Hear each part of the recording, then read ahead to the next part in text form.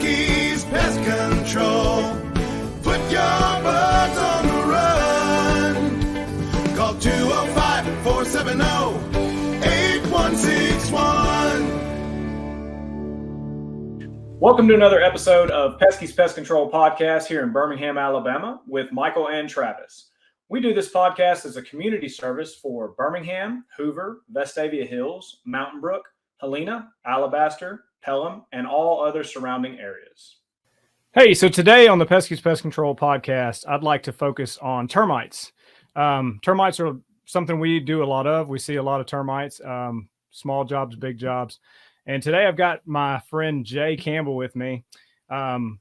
Jay, it was funny because I went over to Jay's house and talked him into letting me do a termite inspection.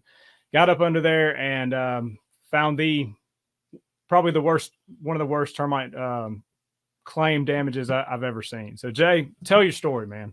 It was bad. It was bad. Well, I've got a crawl space. House, and I never go down there.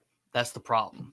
And so, when I was young, I bought the house and everything, and I let my termite bond lapse and, didn't have termite, what would you call it? Like a termite bond where termite protection. There you termite go. Coverage. There you go. Yeah.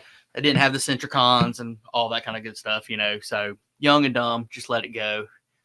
You started your business and everything. And I was like, hey man, come on out, check it out and everything. And, I had to get under there too with you and kind of crawl around. Yeah, that was fun, It's always good. It's always good when a homeowner comes under there with us because I'm like, man, you get to experience this. This is going to be great. So got up under there and I'd had some, wasn't it water damage? I think it was water damage. Yeah, we started noticing a lot of mold and yeah. So it was a lot of moisture and everything. And, knowing what I know now, that draws in the termites. And it was bad. It was really bad. When you're doing your tap test or whatever, you could take a screwdriver and just drive it through the side of the 2x6s or 2x8s or whatever they were. Yeah. In the floor joists and everything. So yeah, it was bad. And then we ended up, having to tackle the situation, so it was bad. Yeah. But we got it though. I remember we were sitting there when we found out, you were telling me about the boat you're about to buy and all that kind of stuff.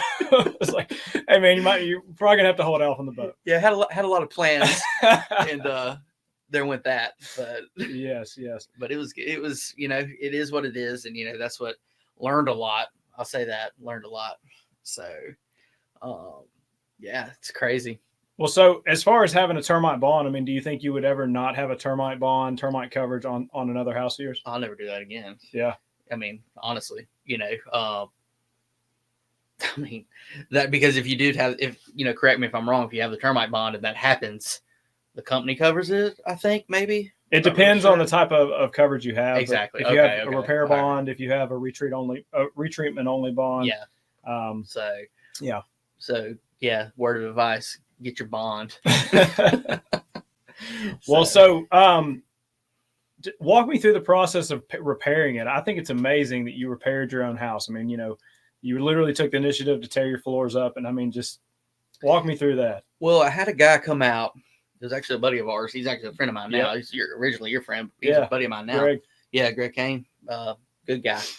And he come out and looked at it and everything, and gave me a quote and everything, and I was like, whew, a little bit steeper than I wanted to go. Yeah. And but this obviously, but I work on cars for a living, and I talked to my wife and everything, and I was like, do I really want to spend that money, or should I just try it myself? If I can rebuild a total in the backyard in the shop at home, surely I can do something with the house and everything. And I got a lot of friends in construction and all that kind of stuff, and people that I could bounce ideas off of.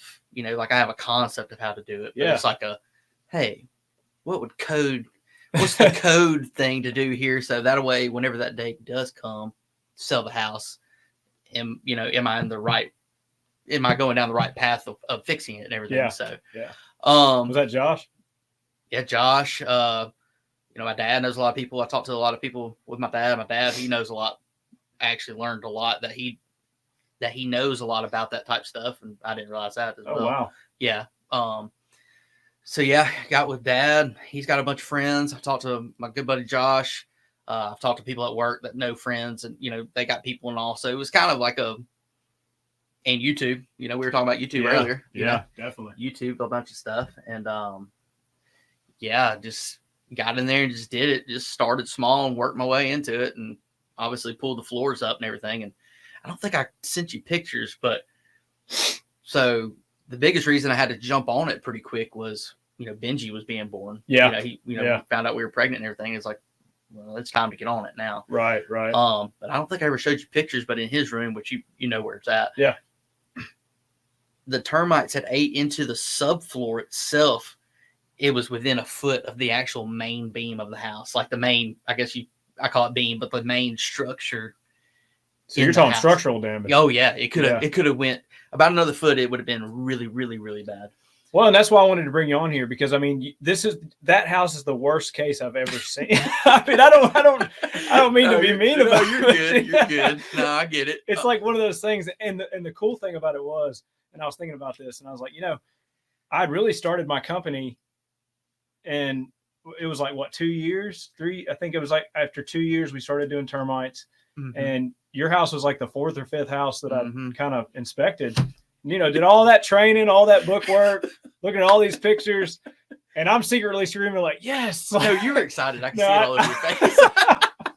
I can see it all over your face. You were excited, which, I mean, it was cool though. It was cool. The whole time I'm thinking like, hey, man, my gosh. I gotta get pictures. Don't judge me. I was like, hey, you're good. It's all right. Oh. Yeah, it was. So I was the 4th or 5th house. It was somewhere around there. I mean, I was extremely green in it, and like I said, trying to do everything I could do to learn without actually getting in the field and then getting out there and finding something like that. Well, that was probably once in a lifetime type. Maybe not once in a lifetime, but that's a rare find. It's a rare find. It's hard to find a termite, infestation that completely tears down, almost really the front side. I mean, and we're talking the room size, it's like 200 and 300 square foot room. Yeah, I think it's like a 10 by 12. And it was that whole right there. Wall side to the window. Well, almost to the door. You had his room, but then it was like his room, but then it was like in the living room as well. So it was literally the whole front side of the house. Yeah. So it was bad. Yeah. But then to come to find out, there was another water leak too that I saw that brought them in. Right on the front side from the porch, you know what I'm talking about, where the porch came up. So I think that's what brought them in originally. But yeah, well, it's funny. It was when me and Tara, when she, obviously we were serious in our relationship, so she kind of started staying more at the house and everything. And at that time, it was my daughter's room. Yeah, and Jay, what are these bugs here? I was like, I don't know, baby. I think it's ants. You remember this? Yes, I do remember that. And I was like, oh no, it's all good. Well, then the next year they came back, and I was at work or something, and she looked it up, and that's when I sent you a picture. I was like, hey, what are these? She's like, dude, those are what do you call swarmers? Swarmers. Yeah. I was like, oh Lord.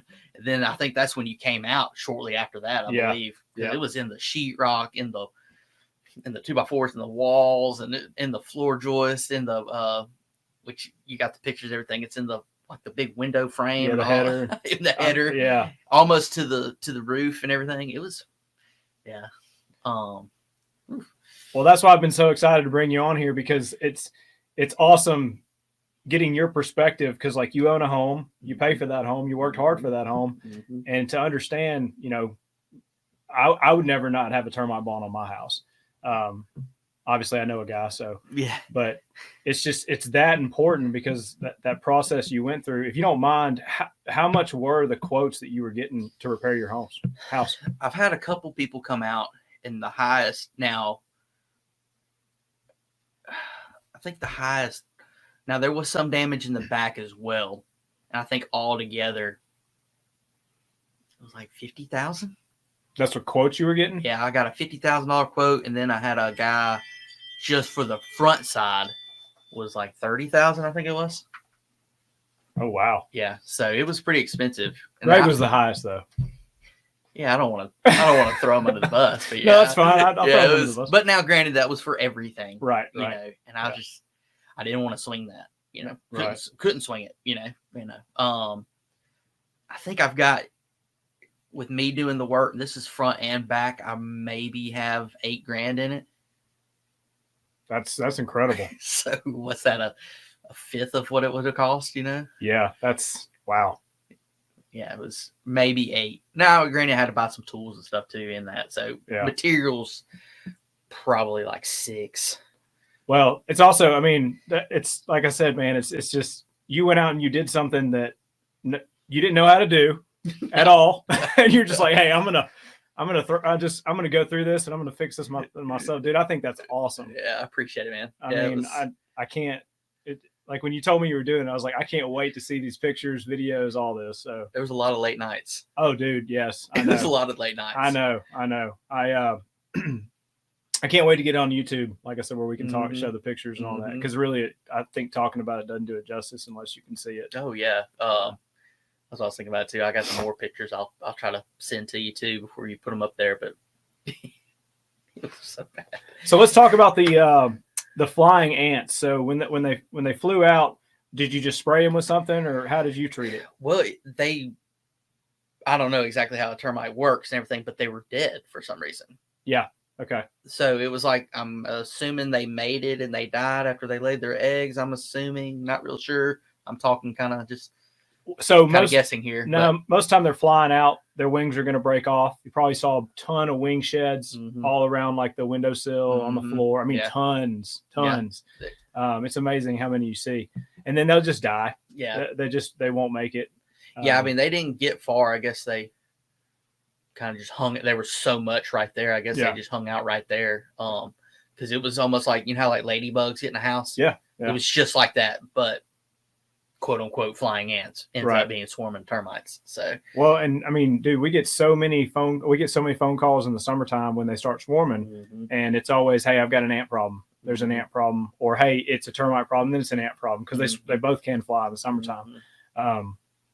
So yeah, always call a professional and just get an opinion. I'm glad I know a guy. Yeah, because I thought they were ants. Yeah, I was like, that's kind of odd to have. Was it the queen that has wings and everything? Reproductives, yeah. Okay. I was like, to see that many in the house, I was like, what? But, and of course, the wife, she Googled, and I was like, oh, well, all right. Well, and like I said, it's just one of those things where you don't pay attention to it. And then, of course, a lot of people don't get in their crawl space. Well, that's the biggest thing, is who really wants to get in their crawl space unless I don't they have to. No. I hate it. Yeah. You know what I mean? So it was once I got down there with you and saw what was going on, I was like, I need to make it more of an effort to get under there, which I need to do now. Speaking of that, just to get under there and check everything out. Yeah. Yeah. Word of advice to people: if you have a crawl space, get in there and just check everything. And if you don't feel comfortable, call somebody to go check it. Yeah, I agree. Like somebody you trust. Yeah. Yeah. Somebody you trust. It's not gonna, try to pull one over on you and everything. I'll never forget that though. You laughing? I'll never forget that. I gotta take pictures. I know. I'm so excited for my very small YouTube channel. What was I going with that? Oh yeah, speaking not knowing what's under your crawl space. I mean, we've gone on jobs before where crawling the crawl space looking at termite damage, and all their PEX lines are just leaking. It's just a water hose under there, and there's a swimming pool, and they have no idea. So I would say, just with our termite inspection, we're also looking for mold growth. I mean, we're going to let you know things that you can do to fix problems like that, because we're not a water restoration company. Well, no. But of course, I mean, we have people that we can send that way. Yeah. But I think it's very important, as doing an inspection, you might as well just do everything, make sure that there's no major leaks you're seeing. I mean, I've seen air ducts, people cooling and heating the crawl space instead of their house because the air duct came off. Just fell down. So yeah, I would agree with you on the crawling the crawl space and it's paying worth attention. It. Yeah. It's worth it. And if you're older, if you're, whatever, not able to, at least get somebody you trust to get up under there and just look. Oh yeah. Yeah, I agree with that. So yeah, it's Still a lot to do, but it's a work in process, work in progress. That's for sure. But yeah, like the room and everything, like everything's done. It's just, honestly kind of straightening up down there now because it was in such a hurry, just kind of, cleaning up, Right. the debris and stuff like that. And well, and the amount of damage that they did and the amount you had to replace, I mean, that's a lot of wood, like cutting the wood out. And like I said, we keep, kind of emphasizing on the amount of damage, and it's really the time that it took. I mean, this took like nights and weekends, and I mean, a lot of time. Well, then also the damage that the termites did, that wasn't just a 1 year deal. That was years worth of, because I bought the house, I think it was 21, something like that. Yeah. So I was early 30s when I saw that. Yep. I was like, oh man. So yeah, young and dumb. But yeah. Well, you live and you learn, man. That's it. Jay, I appreciate you coming on the podcast, course, man. We've been, like I said, through sickness and kids and all that kind of stuff. It's glad to get together on it for sure. Glad we could talk about your I think just victory from having your issue to fixing it to all that. And like I said, can't wait to get those pictures out there. So again, thanks. No, of course, man. Of course. I appreciate it. Thank you for listening to the Peskies Pest Control Podcast here in Birmingham, Alabama with Michael and Travis. If you have any questions about what we've discussed today, please give us a call at 205-470-8161 and ask for me, Michael Winnicky. I'll be happy to speak with you anytime. And don't forget to share this podcast with your friends and subscribe to us on Apple, Amazon, Google, and Spotify. Thanks for listening, and we'll see you next time. Google Peskies Pest Control.